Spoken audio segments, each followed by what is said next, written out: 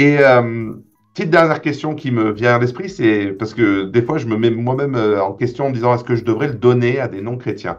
Donc voilà, est-ce que le livre tactique, c'est adapté pour des gens qui ne sont pas croyants?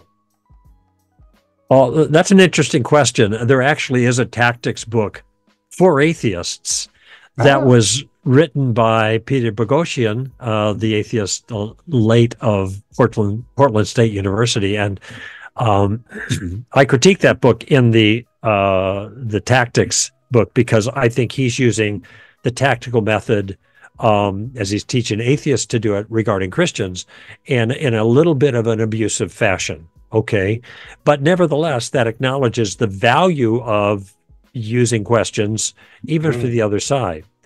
As to the specific question, would I recommend my book for non-Christians? Sure, why not? Okay, for two reasons. One, the tactical approach is something anyone can use in a variety of circumstances. As I mentioned, people who are in sales training or in management training, they are taught a lot of these techniques, ways of maneuvering effectively in conversations with people by using questions. Okay.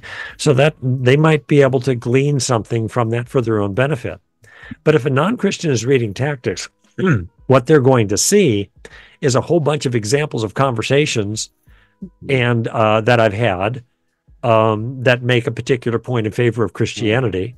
And they're also going to see a bunch of ways that people make false moves when it comes to their own wrong ideas about the world that have spiritual ramifications, and how the tactics can help them to see that their view is self-refuting, for example, or that's misuse of facts, or it's a or something like that. So I'm thinking of different tactical moves that there might be. And so a non-Christian reading tactics will get a little tutorial in the truth and also in ways people have believed falsehoods and hmm. why those are mistakes. And so it might speak to specific things that that they have in mind that they're holding that are not sound ideas. So who Yeah. knows? You know, the even an atheist or a non-Christian reading the tactics book, the some of the points might actually resonate with them, and they'll say, you know what, that makes a lot of sense. Yeah. God could use that. Yeah. Oh, absolutely. Absolutely. Well, so I will offer it to my friends. What would be interesting, John, is for you to have, find a friend that's willing to read it and then ask them about it Mm, after they've read it. What do you think? yeah. Now, And some then what people, did you some mean by that? atheists are going to say this is manipulative. Not manipulative. You know that because you've read it. But they're going to say that because that's their way of dismissing it. Oh, this is Mm, manipulative. Of course, the issue isn't whether it's manipulative. The issue is whether the points regarding these different belief systems are actually sound.